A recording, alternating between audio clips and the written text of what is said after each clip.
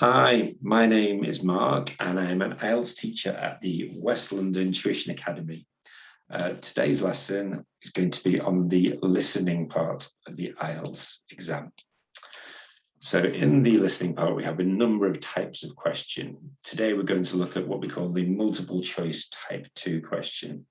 You should watch this video after you've watched the video on the multiple choice type 1 question. Okay, just to refresh your memories, here is a type 1 question.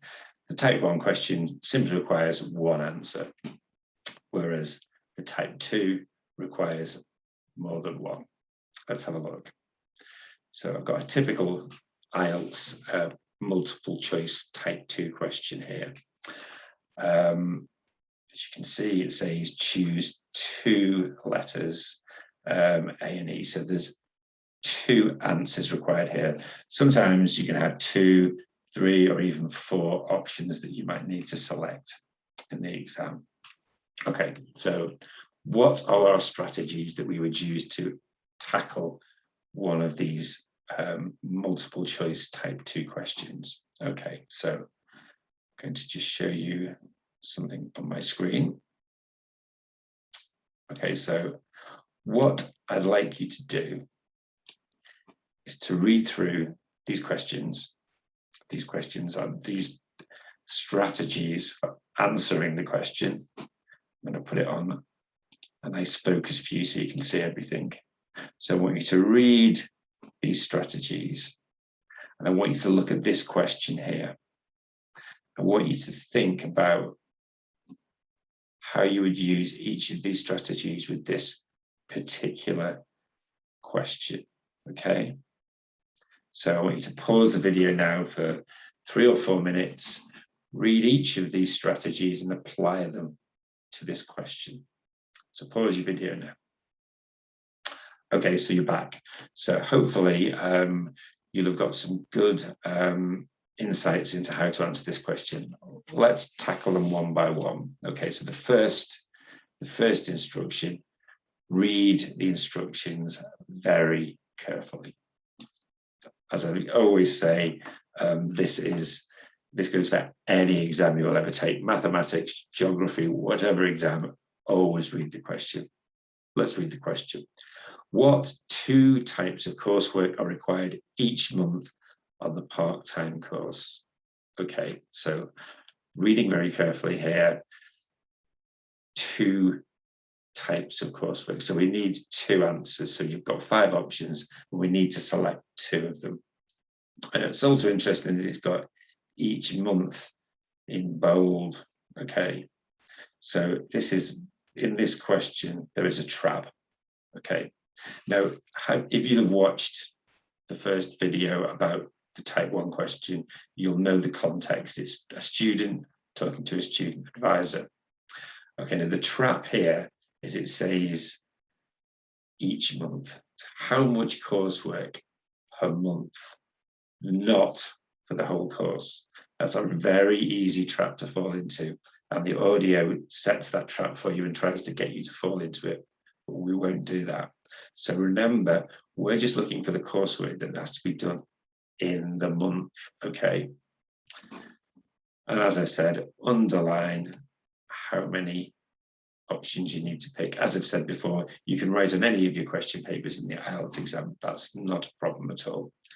Okay, what's the keywords in the question? Okay, the keywords are coursework and each month. Okay, did you come up with any good synonyms for coursework and each month? Coursework, well, let's be honest, there are not many synonyms for coursework, but we could paraphrase each month. Have you got any ideas? Did you come up with anything? Let's listen. When we listen to the audio, there is a synonym, but I'm not going to give it you now. Just have a look. If you haven't already thought of it, pause the video again and try and think of a synonym for each month, or a paraphrase for each month. Okay. Is it possible to discount any of these options? Not really in this question. All of these all of these pieces of work could well be in any academic course. So there's nothing we could really eliminate from that, unfortunately. Some type 2 questions do have ones you can easily eliminate, but this isn't one of them, I'm afraid. So think of some synonyms for the options. Okay, I hope you thought of some. Here's an example I thought of. Instead of saying study diary, they might say something like, we'd like you to keep a daily record of your work and reflect upon it. And finally, look at the options which are similar to each other and think about how they are actually different.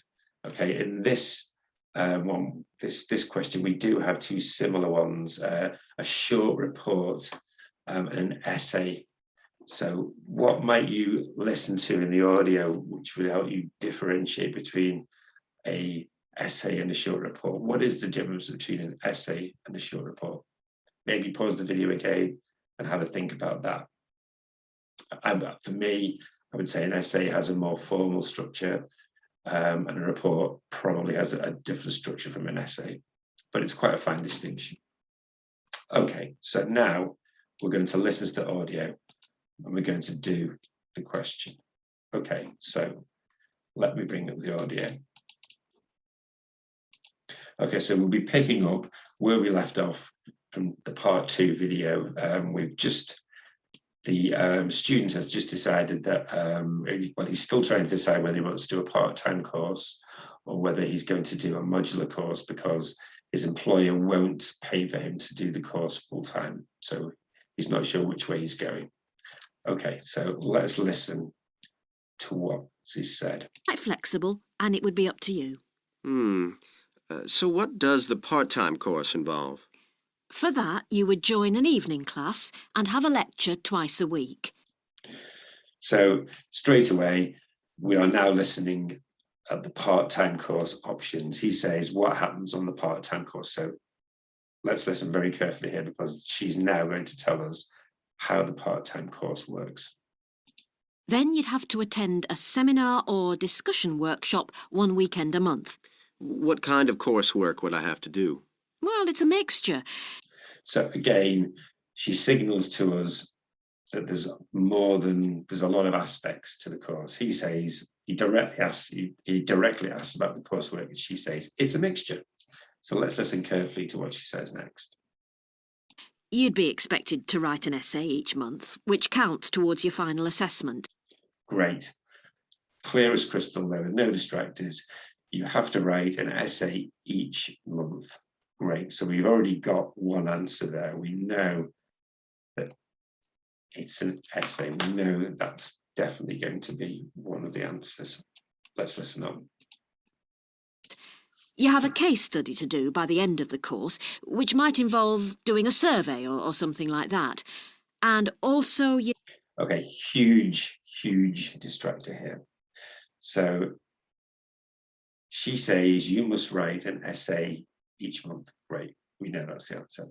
Then she tries to distract you. She mentions you need to do a case study. So you're thinking, okay, so the other option is the case study. But if you carry on listening, she says you need to do the case study by the end of the course. It's not monthly, it's by the end of the course. And she then further adds a distractor by saying that the case study needs to have a survey or something like that. So she's mentioned survey and she's mentioned case study. So she's tried to distract you with those 2 options. So yeah, it was very important that we listened out for each month at the end of the course. Okay, let's listen on. You need to hand in a short report every 4 weeks. Okay, there's the final answer.